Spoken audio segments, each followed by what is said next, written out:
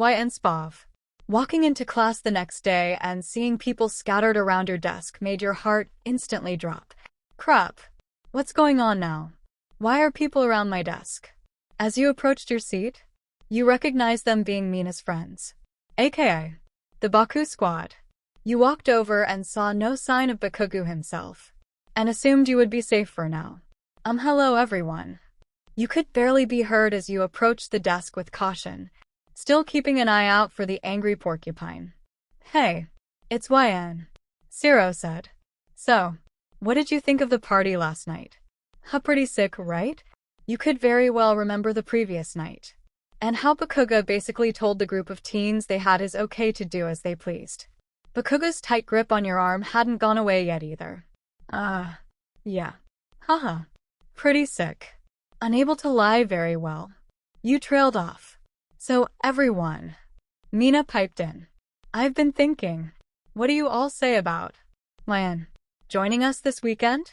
The group closed in and eyed me down, waiting for an answer. But my eyes were just as wide as theirs. What? You guys want to hang out with me this weekend? Yeah. We're gonna train this weekend to practice for the sports festival coming up. Curious Hema said with delight. No way in hell. YN. Tell them no. These guys will kill me. You know. I wasn't really planning on. No way in hell can she come. Everyone in the group broke the circle around me to find Bakugo standing in the doorframe. We're too hardcore for her. Bakugo trailed off as he walked toward us. The group stared him down, which made him lose focus in his words. Come on, Bakugo. We need an extra group member so the pairs will be even. Kaminari said. What? We don't need her, we'll be fine. Bakugo said. But Zero quickly added. Nah dude. Me and Kaminari were gonna pair up and so were you and Kirishima. So what about Mina? He eyed you and for once. You had agreed with Bakugo. You knew these guys were way too strong for you. Even just to practice with.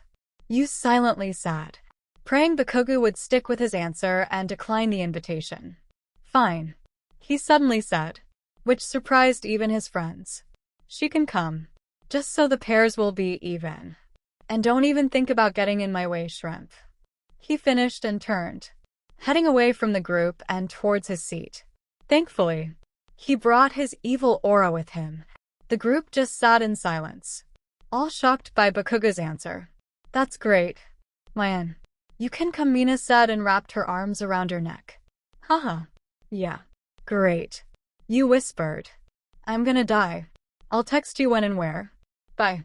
She said, and took off, waving, even though her seat was a couple up from yours. Time skip. Early Saturday morning. You received a text from Mina. Hey girl. We're meeting at the park we used to hang at around 8.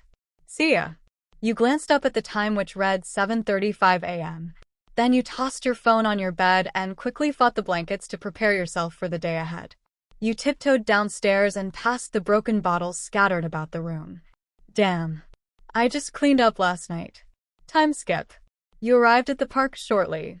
T was only a 10-minute walk.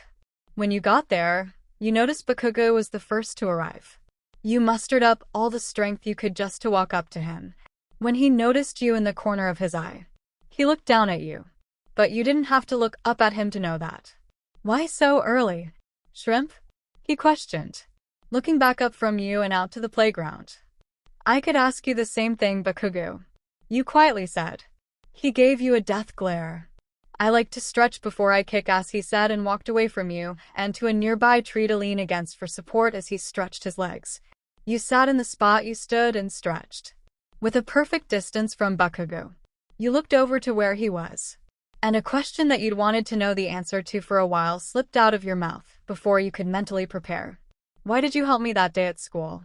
He glanced over to you with a questionable look and a brow raised. What the hell are you talking about? That day the alarm went off and you saved me from being trampled. Your cheeks grew red while waiting for an answer. What the hell am I thinking? Before he could answer, both of you received text messages at the same time. It was Mina again. Sorry guys. Running a bit late. 81XXXXX. Yeah, me too. Be there in 30. Uneasy face. 81E. Mina. Who's? 81 QQQQQQ. Ah, that's man. I added her to the group. Then Mina sent you a list of who everyone's numbers were.